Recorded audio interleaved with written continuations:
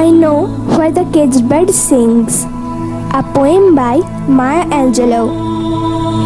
The free bird leaps on the back of the wind and floats downstream till the current ends, and dips his wings in the orange sun rays and dares to claim the sky. But a bird that stalks down his narrow cage can seldom see through his bars of rage.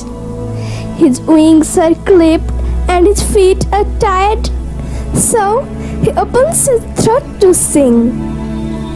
The caged bird sings with fearful trill of the things unknown but longed for still, and his tune is heard on the distant hill.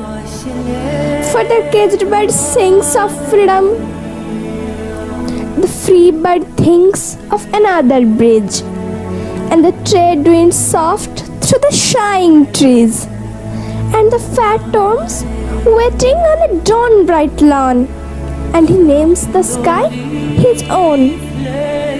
But the caged bird stands on the grave of dreams, his shadow shouts on a nightmare scream.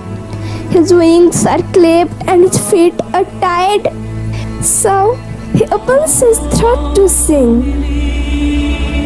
The caged bird sings with a fearful trill of things unknown but longed for still, and its tune is heard on the distant hill. For the caged bird sings of freedom,